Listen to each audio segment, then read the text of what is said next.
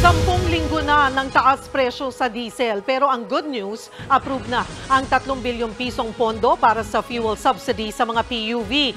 Ang tanong, kailan yan ipamamahagi? Nasa frontline ng balitang yan, si Gerard de la Peña.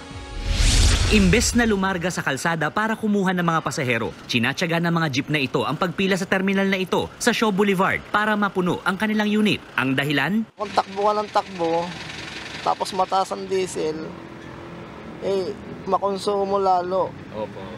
Kaya kung magkakarga ka pagdating ng gabi, ang laki ng nauubos na krudo, kaya talo sa biyahe.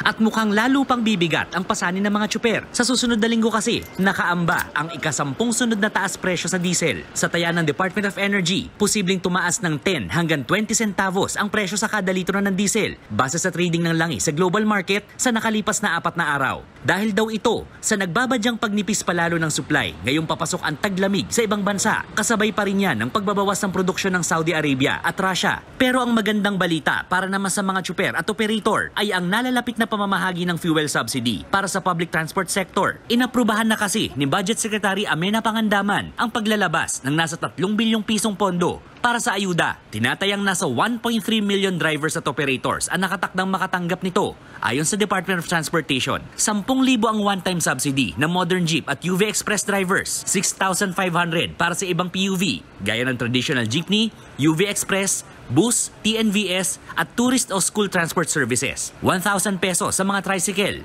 at 1,200 sa delivery services. Yun nga lang, sabi ng DBM, kailangan pang pumirma ng DOTR at LTFRB ng kasunduan bago mailipat ang pondo sa LTFRB na siyang mamumuno sa pagbibigay ng fuel subsidy. At kung kailan ito, wala pang maibigay na eksaktong petsa ang dalawang ahensya. Kaya kung kailan masisimulan ang pagpapamigay ng ayuda, wala pa ring sagot dyan. Kaya hirit ng mga tsuper.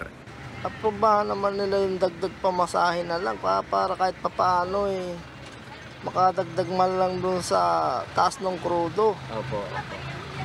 Kasi kung hindi magtataas ng pamasahe, kawawa naman po kami. Sa susunod na linggo naman, diringgin ng LTFRB ang mga petisyon para sa dagdag singil sa pasahe sa jeepney.